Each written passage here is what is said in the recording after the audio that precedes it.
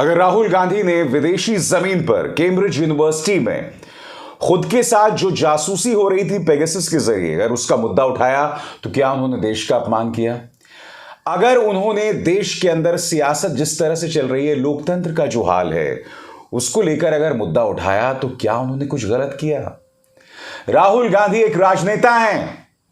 जब वो विदेशी जमीन पर जाएंगे तो लोग उनसे यह सुनना नहीं पसंद करेंगे कि चावल के साथ राजमा ज्यादा अच्छा लगता है छोले। वो विपक्ष के एक अहम नेता हैं, लोग उनसे देश के बारे में सुनना पसंद करेंगे। ऐसे में राहुल गांधी ने अगर यह कहा कि पेगासस के जरिए उनकी जासूसी हो रही थी और यह कहा कि उन्हें खुद गुप्तचर विभाग के लोगों ने चेतावनी दी थी कि आप जो फोन पर कहें संभल कर कहें, तो क्या मीडिया को हक बनता है कि इस तरह का प्रोपेगेंडा उनके खिलाफ चलाया जाए? मीडिया ने उनके बारे में क्या कहा, कुछ देर बाद मैं आपको बतलाऊंगा दोस्तों, मगर सबसे पहले सुनिए राहुल गांधी ने कैम्ब्रिज में खड़े होकर क्या कहा। सुनिए। That's what I described. Capture and control of media and the judiciary, surveillance and intimidation. I myself had Pegasus on my phone. Large number of politicians have Pegasus on my phone, on their phone. I've been called by intelligence officers who tell me, listen, please be careful what you're saying on the phone because we are sort of recording this stuff. So this is a constant pressure that we feel. Cases on opposition, I've got number of criminal libel cases for things that, you know, should under no circumstances be criminal libel cases, but that's the story, right? And that's what we are trying to defend. What we found as the opposition was that it's very difficult to communicate with people when you have this type of an assault on the media, on the democratic architecture. इस बयान के आने के बाद पूरे Bharatiya Janata party का प्रचार तंत्र, उनके मंत्री उन पर बुरी तरह से टूट पड़े। देश के सूचना और प्रसारण मंत्री, हां माननीय, देश के गद्दारों को गोली मारो वाले, बहुत ही सौम्य गरिमामय नारे लगाने वाले अनुराग ठाकुर ने कहा कि पेगासस राहुल के दिमाग में है। राहुल गांधी पर यह आरोप लगाया जा रहा है कि उन्होंने विदेशी जमीन पर भारत की तौहीन की, भारत के लोकतंत्र के बारे में सवाल उठाकर। आज मैं आपको प्रधानमंत्री नरेंद्र मोदी का एक पुराना बयान दिखाना चाहता हूं। इतना भी पुराना नहीं है, जब वो देश के प्रधानमंत्री बन चुके थे। याद कीजिए भारत के इतिहास के बारे में किस कदर शर्मसार थे प्रधानमंत्री नरेंद्र मोदी। आपने राहुल गांधी का बयान सुन लिया, अब आप सुनिए प्रधानमंत्री नरेंद्र मोदी का बयान और आप खुद इस निष्कर्ष पर पहुंचिए कि देश की बेइज्जती तौहीन किसने की। सुनिए प्रधानमंत्री नरेंद्र मोदी ने क्या कहा। एक समय था जब लोग, यार पता नहीं पिछले जन्म में क्या पाप किया था,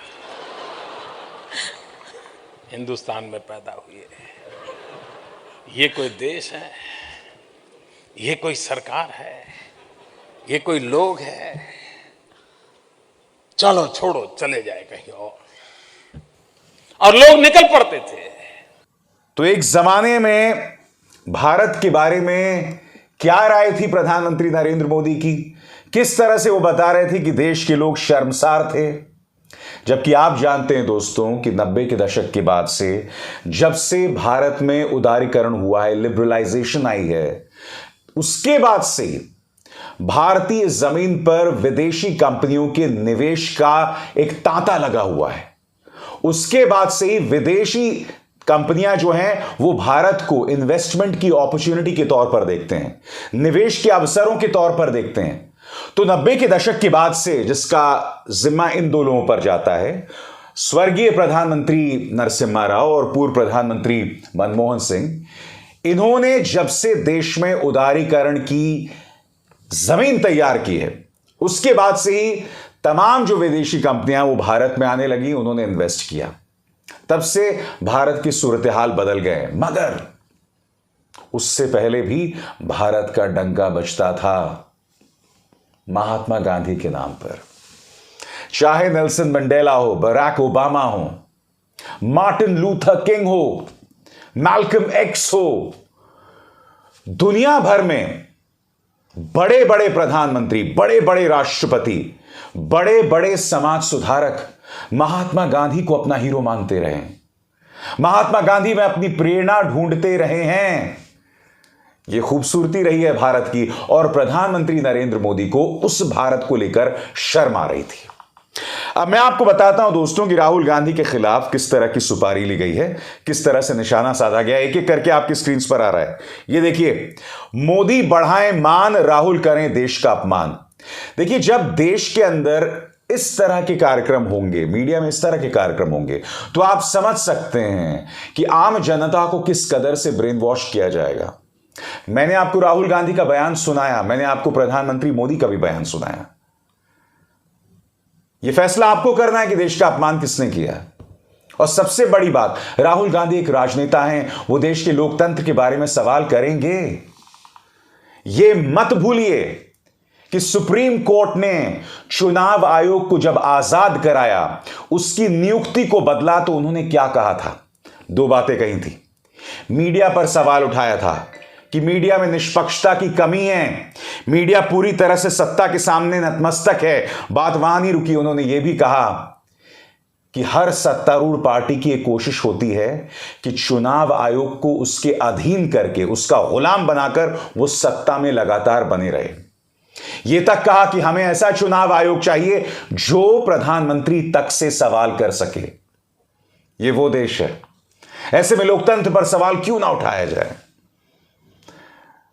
प्रगति मैदान में एक ईसाई बुक स्टॉल के सामने जाकर नारेबाजी की जाती है, धार्मिक नारे लगाए जाते हैं।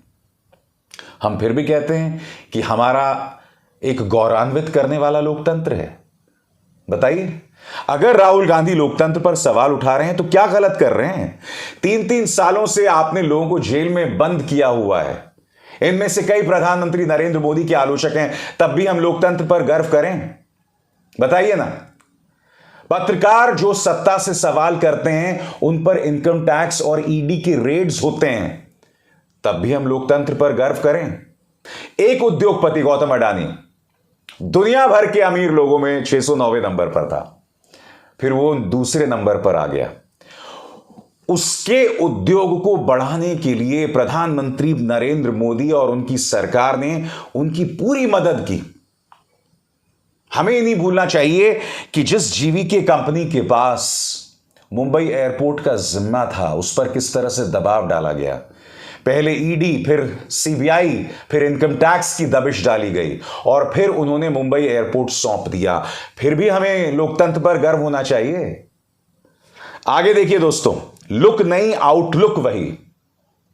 ये वो पत्रकार है जिस पर दंगा भड़काने को लेकर पुलिस केस दर्ज है। ये लुक और आउटलुक की बात कर रहा है। फिर ये क्या कहता है? जावेद अख्तर बेहतर हैं जो भारत में जितने भी सवाल उठाते हैं, लेकिन कम से कम बाहर जाकर विदेशियों के सामने अपने घर या घर वालों की बदनामी नहीं करते, विदेशियों को आपके अपने देश पर हंसने का मौका नहीं देते। कोई अगर भारत के खिलाफ बोलता है तो उसी के देश में घुसकर क्लास लगाते हैं। मगर यह दंगाई पत्रकार यह बात भूल गया कि इन्हीं जावेद अख्तर के खिलाफ तुमने ढेरों कार्यक्रम किए हैं, क्योंकि वो सत्ता से सवाल उठा रहे हैं। तुम्हें प्रॉब्लम इस बात को लेकर नहीं है कि राहुल गांधी ने विदेशी जमीन पर जाके ये सवाल पूछे। तुम्हें प्रॉब्लम इस बात को लेकर है कि राहुल गांधी ने सवाल क्यों किए। तुम्हें प्रॉब्लम इस बात को लेकर है कि राहुल गांधी की हिम्मत कैसे हुई प्रधानमंत्री नरेंद्र मोदी से सवाल करने की। मुद्दा यह नहीं कि विदेशी जमीन पर सवाल किए गए। आगे देखिए, मरजा मोदी वर्सेस मतजा मोदी। फिर देखिए साहब, चुनावी हार की मायूसी, राहुल को याद आई पेगासस जासूसी। उस पेगासस जासूसी के जरिए महिला पत्रकारों के फोन पर भी निशाना साधा गया था। यह भी खबर सामने आई थी कि पूर्व चीफ जस्टिस रंजन गोगोई पर जिस लड़की ने यौन उत्पीड़न का आरोप लगाया था, न सिर्फ उसका फोन बल्कि उसके परिवार के सदस्यों का फोन भी पेगासस के जरिए निशाने पर था। और पापा की परी पेगासस की जासूसी को लेकर उन्हें दिक्कत है, मगर ये टॉनिक युक्त पत्रकार हैं, इनसे क्या पूछा जा सकता है। फिर देखिए साहब, राहुल ने फिर किया हिंदुस्तान का अपमान। ताल ठोक के विदेश से राहुल ज्ञान, क्या देश का अपमान। मोहब्बत की दुकान पर नफरत की मेगा सेल। राहुल को चीन में सद्भाव नजर आता है। मैं आपसे एक सवाल पूछता हूं, जब संघ परिवार के लोग दर्जन दर्जन भर के चाइना जाते हैं, जब मध्य प्रदेश के मुख्यमंत्री चाइना की कम्युनिस्ट पार्टी की भूरी भूरी तारीफ करते हैं, तब आपको कोई आपत्ति नहीं दिखाई देती? मैं आपसे यह भी सवाल पूछना चाहता हूं कि प्रधानमंत्री बनने से पहले गुजरात के मुख्यमंत्री नरेंद्र मोदी करीब 1 दर्जन से ज्यादा बार चाइना चले गए क्योंकि उन्हें अमेरिका और ब्रिटेन का वीजा नहीं मिल रहा था। तो क्या इस पर सवाल नहीं होना चाहिए कि प्रधानमंत्री जो उस वक्त मुख्यमंत्री थे बार बार क्यों जा रहे थे? बताइए। आगे देखिए, चीन से प्यार, अपने देश पर रार। राहुल की नजर में पुलवामा में आतंकी हमला नहीं, कार बम धमाका था। अब इनको पुलवामा की याद आ रही है। इनसे कोई सवाल यह पूछ सकता है कि पुलवामा आतंकवादी हमले से पहले 11 बार इंटेलिजेंस की चेतावनी आई थी कि ऐसा हमला हो सकता है, उस पर सरकार ने कुछ नहीं किया था। देविंदर सिंह आतंकवादियों के साथ पकड़ा जाता है गाड़ी में, वो उन आतंकवादियों को ले जा रहा होता है दिल्ली। उस मामले का क्या हुआ? क्या उस पर UAPA लगाया गया जो सिद्दीक कप्पन या उमर खालिद पर लगाया गया था? कहां है वो देविंदर सिंह जो आतंकवादियों के साथ पकड़ा गया था? वो देविंदर सिंह जो पुलवामा का भी है। मैं आपसे सवाल पूछना चाहता हूं, इतना बड़ा इंटेलिजेंस फेलियर पुलवामा के दौरान क्यों हुआ था? यह सवाल क्या इन पत्रकारों ने उठाया? राहुल गांधी ने जो कहा वो बतौर विपक्ष के नेता कहा। अगर मैं जाता विदेशी जमीन पर तो मैं शायद प्रधानमंत्री नरेंद्र मोदी की आलोचना नहीं करता। इससे पहले मुझे याद है, मैं एक फॉरेन कंट्री गया था तो मैंने यही शर्त रखी थी कि मैं मीडिया के बारे में तो कहूंगा मगर सरकार के बारे में नहीं कहूंगा। और इसकी वजह यह है कि मैं एक प्राइवेट सिटीजन भी हूं, मेरे पीछे कोई पॉलिटिकल पार्टी की बैकिंग नहीं है। अगर मैंने विदेशी जमीन पर जाकर सरकार की आलोचना की तो पूरा प्रचार तंत्र, पूरी सरकार मेरे और मेरे परिवार के पीछे पड़ जाएगी। और मेरा एक सिद्धांत भी है कि मैं विदेशी जमीन पर जाकर कोशिश यह करूंगा कि सिर्फ मीडिया के बारे में कहूं, सरकार के बारे में कम कहूं। मगर राहुल गांधी एक विपक्ष के नेता हैं, यह उनका फर्ज बनता है, क्योंकि प्रधानमंत्री नरेंद्र मोदी तो प्रधानमंत्री बनकर भी देश की बुराई कर रहे थे। तो क्या इन तमाम चीजों से हम मुंह मोड़ सकते हैं? बताइए। फिर ये मीडिया चैनल्स इस तरह से क्यों उनके खिलाफ सुपारी लेकर चल रहे हैं? अभिसार शर्मा को दीजिए इजाजत। नमस्कार। स्वतंत्र और आजाद पत्रकारिता का समर्थन कीजिए, सच में मेरा साथी बनिए। बहुत आसान है दोस्तों, इस ज्वाइन बटन को दबाइए और आपके सामने आएंगे ये 3 विकल्प, इनमें से एक चुनिए और सच के इस सफर में मेरा साथी बनिए।